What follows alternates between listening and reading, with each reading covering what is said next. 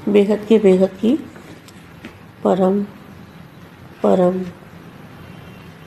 परम महाशांति है, महाशांति है, महाशांति है। बेहद के विश्व कल्याणकारी, वायुमंडल को बदलने वाले दादाजी के ज्ञान पर निश्चय बुद्धि विजंती और दिल से दादाजी को प्यार करने वाली ऐसे विशेष आत्माओं को जो दादाजी को दिल से प्यार करते हैं, ऐसी विशेष आत्माओं को, विश्व सेवाधारी आत्माओं को, विश्व सेवाधारी माँ का दिल से याद प्यार और नमस्ते। अब मैं बेहद के बच्चों को कुछ बताना चाहती हूँ। बापूजी ने जो बताया है कि ज्ञान बापूजी ने जो दिया है वो बूंद का बूंद है, तो बापूजी के पास कितना ज्ञान है, बेहद से बेहद कितनी बार गिनते जाओ, इतना महासागर है, ज्ञान का महासागर। तो उसमें से थोड़ा सा ही हमें ज्ञान दिया बापूजी ने, जो हमें मोटे रूप से समझ में आ जाए। तो मैं बच्चों को कुछ समझाना चाहती हूँ अलर्ट करने के लिए। अलर्ट ये होना है कि अपने ऊपर अटेंशन देना है। क्या अटेंशन देना है? कि अपनी बुद्धि को भटकने नहीं देना, क्योंकि यहाँ आने के बाद क्या होता है, आज मैं सच बात बताऊं लेकिन कड़वी भी लगेगी शायद, कि पहले आयरन एज, फिर सिल्वर एज, फिर गोल्डन एज और लास्ट में कौन सी है? Diamond age. तो डायमंड एज है बेहद के बच्चों की, डायमंड एज। तो बेहद में आ गए, बेहद के दादाजी से मिले, ज्ञान सुना, ज्ञान समझा, ज्ञान पर निश्चय हुआ। इनको अपनी बहुत संभाल करनी है, क्योंकि यहाँ आने के बाद ही माया पकड़ती है। माया भी बड़ी ज़बरदस्त है। जो पैसे वाले लोग होते हैं ना, उनके पीछे चोर पड़ते हैं ना, चोर गरीब के घर तो नहीं जाएगा लूटने। तो जहाँ बेहद के बच्चे हैं उनके पास ज्ञान धन है, तो ज्ञान धन लूटने वाली कौन है? माया, माया पकड़ने वाली। तो यहाँ जो डायमंड एज है, तो डायमंड एज में डायमंड को छुपा के रखते हैं ना, क्योंकि बड़ा कीमती होता है। तो इसी तरह से बेहद के बच्चों को अपनी बहुत संभाल करनी है, कदम कदम पर संभाल करनी है। देखो बेहद के बच्चों को पता है कि कई बेहद में ज्ञान में आए और ज्ञान समझा, बहुत अच्छा लगा और निश्चय भी लगा उस टाइम पे, और फिर माया ने खींच लिया। क्योंकि जब मैंपन आ जाता है ना, तो माया पकड़ लेती है। माया को तो हल्की सी, जैसे हवा आने के लिए थोड़ी सी जगह चाहिए ना, तो थोड़ी सी जगह मिलती है तो माया पकड़ लेती है। मैंपन आया और गया, और किसी ने चढ़ा दिया कि तू बहुत बढ़िया है, तू बड़ा अच्छा है, तेरे पास बड़ा ज्ञान है, तू तो बापूजी से भी ज़्यादा आगे है। किसी ने ऐसा भी कह दिया तो भी चढ़ गए, तो भी माया पकड़ लेगी। तो बहुत संभाल करनी है, बहुत बच्चों को बहुत संभाल करनी है। डायमंड बनेंगे तब हीरो बनेंगे, हीरो मतलब हीरा बनेंगे, सच्चा हीरा बनेंगे तो हीरो बनेंगे ना। तो सच्चा हीरा बनने के लिए तो बहुत तरासते हैं ना हीरे को। तो यहाँ आने के बाद बहुत ध्यान रखना है कि माया पकड़ ना ले। माया बहुत ज़बरदस्त है, माया को थोड़ी सी खिड़की खुली चाहिए बस, और कुछ नहीं। तो बाप ने सभी प्रकार की मेहनत से छुड़ा दिया बेहद के दादाजी ने। क्योंकि कैसे छुड़ा दिया? जब इच्छा मात्र विद्या बन गए तो सारी मेहनत से छूट गए, भक्ति की मेहनत से छूट गए, गृहस्थी जीवन की मेहनत से छूट गए, गृहस्थी जीवन में ट्रस्टी बन गए, तो मेहनत भी खत्म हो गई और भक्ति का फल भी मिल गया। भक्ति का फल भटकना अर्थात मेहनत खत्म हो गई, भटकना खत्म हो गया तो मेहनत खत्म हो गई। भक्ति का फल खाने वाले ऐसा समझते हो? वैसे भक्ति का फल ज्ञान कहते हैं, लेकिन आप लोगों को भक्ति का फल स्वयं ज्ञान दाता मिल गया, तो भक्ति का फल भी मिला और गृहस्थी के दुख अशांति के झंझट से भी खत्म हो गए, दोनों से मुक्त हो गए। जीवन बंधन से जीवन मुक्त आत्माएं हो गए। जब कोई बंधन से मुक्त हो जाता है ना तो खुशी में नाचता है। आप भी बंधन मुक्त आत्माएं सदा खुशी में नाचते रहो, बस गीत गाते रहो, खुशी में नाचो। यह तो सहज है, काम है ना, सदा याद रखो। जीवन मुक्त आत्माएं हैं, सब बंधन समाप्त हो गए, मेहनत छूट गए, मोहब्बत में आ गए, तो सदा हल्के होकर उड़ो। उड़ के कहाँ जाना है? उड़ के 5 तत्वों से पार, बुद्धि से उड़ के 5 तत्वों से पार काम किया, यहाँ जो भी देखा देखभाल की और उड़ के बेहद की कला के परम धाम में पहुँच गए बुद्धि से। तो हल्के होकर उड़ो। पुजारी से पूज्य, दुखी से सुखी, कांटों से फूल बन गए। कितना अंतर हो गया। अभी पुरानी कलयुग की दुनिया के कोई भी संस्कार नहीं रहे। अगर पुरानी दुनिया का कोई भी पुराना संस्कार है तो अपनी तरफ खींच लेगा। इसलिए सदा नए जीवन, नए संस्कार, शेष जीवन है तो शेष संस्कार चाहिए। शेष संस्कार है ही स्व कल्याण और विश्व कल्याण। ऐसे संस्कार भर गए हैं, क्वेश्चन मार्क है। स्व कल्याण और विश्व कल्याण के सिवाय और कोई संस्कार होंगे तो इस जीवन में विघ्न डालेंगे।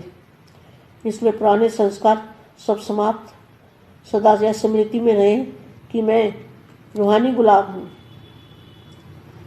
गुलाब की पंखुड़ियाँ कैसे झड़ जाती है ना, बीज रह जाता है, तो बीज रूप अवस्था का अनुभव करना है। रूहानी गुलाब अर्थात सदा रूहानी खुशबू फैलाने वाले। जैसे रूहे गुलाब अपनी खुशबू देता है, उसका रंग रूप अच्छा, खुशबू भी अच्छी, सबको अपनी तरफ आकर्षित करता है। ऐसे आप भी बाप के बगीचे के रूहानी गुलाब हो। गुलाब सदा पूजा के अर्पण किया जाता है। रूहानी गुलाब भी बाप के रूहानी गुलाब भी बाप के आगे अर्पित होते हैं। यह अर्पण होना यह नहीं कि ये एक स्थान पर रहना है, कहाँ भी रहे लेकिन श्रीमत पर रहे, अपनापन जरा भी मिक्स ना हो। ऐसे अपने को भाग्यवान खुशबूदार रूहानी गुलाब समझते हो? सदा इसी स्मृति में रहो कि हम अल्लाह के बगीचे के रूहानी गुलाब हैं। यह नशा सदा रहे, नशे में सदा रहो और बाप के गुणों के गीत गाते रहो। बाप के गुणों के गीत गाने हैं, अपने गुणों के गीत नहीं गाने। किसके गीत गाने हैं? बाप के गुणों के गीत गाने हैं। इस ईश्वरी नशे में जो भी बोलेंगे उससे भाग्य बन जाएगा। बहुत बड़ा भाग्य बेगत के बच्चों ने बहुत बड़ा भाग्य कमा लिया। बस अपना ध्यान रखना है, अटल विश्वास रखना है, किसी के बहकावे में नहीं आना है। बस बेड़ा पार है, बेड़ा पार हो ही जाएगा, क्योंकि अंतिम समय में माया भी अपना वार करेगी। माया भी कम नहीं है ना, माया भी बड़ी शक्तिशाली है। परम शांति बच्चे, బేహద్ పరం మహాశాంతి. బేహద్ మా బేహద్ పిల్లలకు అహంకారం అనేది జ్ఞానంతో వస్తే మాయ పట్టుకుంటూ ఉంటుంది. మాయను వదిలించేటువంటి విధానం గురించి జాగ్రత్తగా అడుగడుగులో సంభాళించుకోండి అని మా చెప్తూ ఉన్నారు. దీనికి సంబంధించిన హిందీ వీడియో ఇప్పటి వరకు మీరు విన్నారు. దానికి తెలుగు అనువాదం. బేహద్కే బేహద్ పరం పరం పరం మహాశాంతి హై, మహాశాంతి హై, మహాశాంతి హై. బేహద్ విశ్వ కళ్యాణకారి వాయుమండలాన్ని మార్చేటువంటి ఆత్మలకు దాదాజీ యొక్క జ్ఞానం పైన నిశ్చయ బుద్ధి విజయంతిగా ఉండే పిల్లలకి, హృదయంలో దాదాజీ యొక్క ప్రేమను నింపుకునే పిల్లలకి, విశేషమైన ఆత్మలకు, దాదాజీ హృదయంలో ప్రేమను కలిగిన ఆత్మలకు, విశేష ఆత్మలకు, విశ్వసేవాదారి ఆత్మలకు, విశ్వసేవాదారి మా యొక్క హృదయపూర్వకమైన ప్రియస్మృతులు మరియు నమస్తే.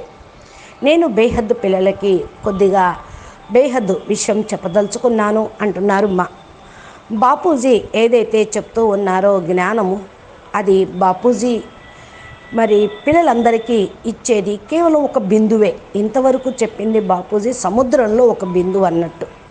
బాపూజీ దగ్గర ఇంకెంత జ్ఞానం ఉన్నది. ఇంత మరి బిందు జ్ఞానం వినటంతో మరి అహంకారంలోకి రాకూడదు. బేహద్కే బేహద్, ఎన్నిసార్లు బేహద్కే బేహద్ బేహద్కే బేహద్ అని చెప్పినా కూడా తక్కువే అవుతుంది. అంత మహాసముద్రుడు ఆయన దగ్గర, అంత జ్ఞానం ఉన్నది. దీనిలో కొంచెమే మనం జ్ఞానం విన్నాము, ఆయన ఇచ్చారు, తెలుసుకున్నాము. మనము స్థూలంగా కూడా వీటిని అర్థం చేసుకుంటూ ఉన్నామా ఆలోచించాలి.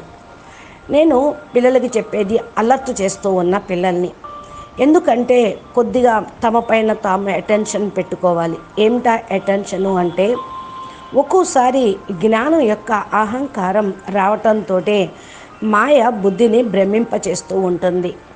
ఇక్కడికి రావటంతో కొద్దిగా జ్ఞానం అర్థం అవటంతో ఈరోజు మరి కఠినంగా ఉన్న నేను ముఖ్యమైన విషయం చెప్తున్నాను.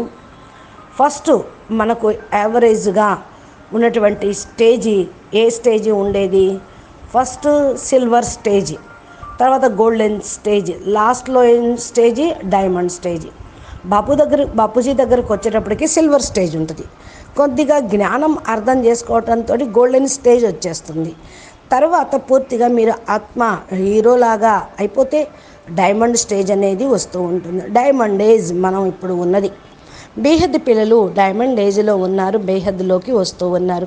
బేహద్ దాదాజీ ద్వారా ఏదైతే జ్ఞానం లభించిందో దాన్ని అర్థం చేసుకోండి. జ్ఞానం పైన నిశ్చయం ఉండాలి. ఎప్పుడూ కూడా మళ్ళా జ్ఞానాన్ని సంభాళించుకుంటూ మిమ్మల్ని మీరు కూడా సంభాళించుకుంటూ ఉండాలి. ఎందుకంటే ఇక్కడికి రావటంతో కూడా మాయ పట్టుకుంటూ ఉంటుంది. మాయ ఎంత జబర్దస్త్గా ఉంటూ ఉంటుంది అంటే, డబ్బులున్న వాళ్ళకి మరి డబ్బుల యొక్క నష ఉంటూ ఉంటుందో, మరి వాళ్ళ వెనకాలే అందరూ తిరుగుతూ ఉంటూ ఉంటారో, అదేవిధంగా జ్ఞానం ఉన్న పిల్లల వెనకాల కూడా తిరుగుతూ ఉంటారు. జ్ఞానం అనేది ధనం కదా, పేదవాడి అంటే ఎవరూ తిరగరు. మరి జ్ఞాన ధనాన్ని దోచుకునేటువంటి వాళ్ళు ఎవరు అంటే మాయ. మరి మాయ పట్టుకుంటూ ఉంటుంది. ఇక్కడ డైమండ్ ఏజ్ కదా, డైమండ్ ఏజ్లో డైమండ్ని ఎవరు దాచిపెట్టగలరు? మీ స్థితిని ఎవరు దాచిపెట్టగలరు? అందుకని చాలా విలువైనది ఇక్కడ మీ జీవితం. ఈ విధంగా బేహద్ పిల్లలు తమను తాము సంభాళించుకోండి. అడుగడుగులో కూడా జాగ్రత్తగా ఉండండి. బేహద్ పిల్లలకి తెలుసు, చాలామంది బేహద్ ఆత్మలు వచ్చారు, జ్ఞానాన్ని అర్థం చేసుకుంటున్నారు, చాలా మంచిగా ఉంది అని అంటూ ఉన్నారు, చాలా బాగుంది అని నిశ్చయంలోకి వస్తారు. కానీ టైం అనుసారంగా మాయ కూడా ఏం చేస్తూ ఉంటుందంటే, ఏదో ఒక టైంలో లాగేస్తూ ఉంటుంది తన వైపు. అప్పుడు నేను నాది అనేటువంటి అహంకారం వచ్చేస్తుంది. ఇదే మాయ పట్టుకోవటం అంటే. మాయ కూడా చాలా తేలికగా మిమ్మల్ని పట్టేసుకుంటూ ఉంటుంది. ఏ విధంగా గాలి వచ్చిందో తీసుకొని వెళ్ళిపోతుంది, అందరినీ ఎగరగొట్టేస్తుంది. అదేవిధంగా మాయ గాలి వస్తే ఏం చేస్తారు? పిల్లలు ఎగిరిపోతూ ఉంటారు. ఆ ప్రదేశం నుండి, ఆ స్థానం నుండి, జ్ఞానం నుండి మాయ పట్టుకుంది. ఎక్కడైతే నేను నాది అనేది వస్తుందో అక్కడ మాయ వచ్చినట్లు. అందుకే అంటారు, చెడేతో చెక్నాచూర్, గిరేతో చెక్నాచూర్, చెడేతో అకుంటుక వైకుంఠక రస్, ఎక్కితే వైకుంఠ రసమే, పడిపోయారు చెక్నాచూర్ అయిపోతారు అని. మరి మిమ్మల్ని చాలా పైకి ఎత్తేస్తుంది మాయ, ఎత్తేసి కింద పడేస్తూ ఉంటుంది. అప్పుడు ఏంటి అంటే మాయ మాటలే మంచిగా అనిపిస్తూ ఉంటాయి. మరి నా దగ్గర చాలా జ్ఞానం ఉన్నది, నేను బాపూజీ కంటే కూడా ముందుకు వెళ్ళిపోయాను అని ఎవరన్నా అన్నారు అంటే అది తప్పకుండా అహంకారం ఎక్కినట్లే, మాయ పట్టుకున్నట్లే. చాలా జాగ్రత్తగా సంభాళించుకోండి. పిల్లలు చాలా జాగ్రత్తగా ఉండండి. డైమండ్ లాగా అయ్యేటప్పుడు వజ్రాన్ని మరి చాలా జాగ్రత్తగా చూసుకోవాల్సి వస్తూ ఉంటుంది. వజ్రంలాగా అవ్వాలి. స్వచ్ఛమైన వజ్రంలాగా అగుటకు మీరు ఎంతో పురుషార్థం చేశారు. ఆ స్థానాన్ని నిలుపుకోండి. మరి ఇక్కడికి రావటంతో ధ్యాస అనేది వహించండి. మాయ పట్టుకోకుండా బాపు చేయి పట్టుకోండి. ఎక్కడైతే బాపు ఉంటారో అక్కడ మాయ ఉండదు అంటే చెప్తారు. జహా బాపు హై వహా మాయ ఆ నై సక్తా. కానీ బాపుని మర్చిపోయి వదిలేసి బాపు కంటే నేనే గొప్ప, నా దగ్గరే జ్ఞానం ఉంది అనుకున్నారో బాపుని తీసి పక్కన పెడితే మాయ అక్కడికి వచ్చేస్తూ ఉంటుంది. బాస్ ఇంకేంటి అంటున్నారు. ఈ మాయ వచ్చేసింది, ఇక మీ దేనికి కొనగాకుండా అయిపోతూ ఉంటారు. బాపు అయితే అన్ని రకాల శ్రమ కష్టాల నుండి మిమ్మల్ని విముక్తి చేశారు. బేహద్ దాదాజీ ఎలా విముక్తి చేశారో మీరు ఎలా తయారయ్యారో ఒకసారి చూసుకోండి. ఎప్పుడైతే ఇచ్చా మాత్రం అవిద్యగా అయిపోయారో శ్రమ అంతా కూడా తొలగిపోతుంది. భక్తి కష్టము నుండి ఎప్పుడైతే విముక్తి పొందుతారో గృహస్థ జీవితంలో ఉంటూ కష్టం నుండి విముక్తి పొందండి. గృహస్థీ జీవితము అంటే ట్రస్టీ జీవితం. ఎప్పుడైతే మరి కష్టం సమాప్తమైందో భక్తి ఫలితం జ్ఞానం లభించింది, బాపు లభించారు, బటక్న భ్రమించటం కూడా ఆగిపోయింది. శ్రమ అనేది కథమైపోయింది, భ్రమించటం కథమైపోయింది, కష్టపడటం సమాప్తమైపోయింది. భక్తి యొక్క ఫలితం తినటానికి మీకు లభించింది కదా. ఏ విధంగా భక్తి యొక్క ఫలితం జ్ఞానం అని అంటూ ఉంటారు. మీరందరూ కూడా భక్తి ఫలితం జ్ఞానదాత మీకు బాపు లభించాడు. భక్తికి ఫలితం దుఃఖాలు సుఖము నుండి అతీతంగా అయిపోతూ ఉన్నారు. దుఃఖము అశాంతి జంజాటకాలన్నీ కథమైపోయినాయి. రెండు వైపుల నుండి ముక్తి లభించింది. జీవన బంధం నుండి జీవన ముక్తి లభించింది. మరి జీవిత బంధన విముక్తి అయిపోయారు కదా. అందుకని మీరు సంతోషంగా నాట్యం చేస్తూ ఉండండి. మీరు కూడా బంధనముక్త ఆత్మలు సదా ఖుషీగా నాట్యం చేస్తూ ఉండండి. పాట పాడుతూ ఉండండి. పానాతో సొప్పాలియా, పొందాల్సిందంతా పొందాను, ఇంకేం కావాలి అనే సంతోషంలో ఉండండి. ఖుషీగా నాట్యం చేయండి. ఇది సహజమైనటువంటి విషయము.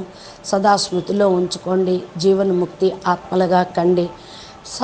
కర్మ బంధనాలన్నింటినీ కూడా సమాప్తం చేసుకోండి. అప్పుడు శ్రమ నుండి విముక్తి అవుతారు. కష్టం అన్న మాట ఉండనే ఉండదు. సదా హల్కాగా ఉండి ఎగిరిపోతూ ఉంటారు. ఎగిరిపోండి. ఎక్కడికి వెళ్ళాలి? పంచతత్వాలకు అతీతంగా అయిపోండి. బుద్ధితోటి ఎగిరిపోండి. పంచతత్వాలకు దూరంగా వెళ్ళిపోండి. ఇదే మీరు చేయాల్సినటువంటి పురుషార్థం, మీరు చేరుకోవాల్సిన గమ్యం. ఇక్కడ కూడా మీరు చూసుకోండి. మిమ్మల్ని మీరు బేహద్ కళా పరంధామంలోకి బుద్ధి ద్వారా చేరుకొని చాలా హల్కాగా ఎగిరిపోండి. పూజారి నుండి పూజ్యులుగా అయ్యారు. దుఃఖం నుండి సుఖీగా అయ్యారు. ముళ్ళ నుండి పువ్వుల్లాగా అయ్యారు. రాయి నుండి రత్నంలాగా అయ్యారు. చూసుకోండి తేడా. అంతక్రితం మీరున్నది ఇప్పుడు ఉండేటువంటి స్థితి గురించి. పాత మరి కలియుగి ప్రపంచంలో ఎలాంటి సంస్కారాలు లేవు కదా. కలియుగి సంస్కారాలు ఉంటే మళ్ళీ మాయ ప్రపంచంలోకి వెళ్ళిపోతారు. ఒకవేళ పాత ప్రపంచంలో పాత సంస్కారాలు ఉన్నాయి, తమ వైపుకు లాగుతూ ఉంటాయి. అందుకనే సదా కొత్త జీవితము, కొత్త సంస్కారము, శ్రేష్ఠ జీవితము, శ్రేష్ఠ సంస్కారము ఉంచుకోండి. శ్రేష్ఠ సంస్కారమే స్వకళ్యాణము, విశ్వ కళ్యాణం చేస్తూ ఉంటుంది, చేయగలుగుతూ ఉంటారు. ఈ సంస్కారాన్ని పెంచుకోండి.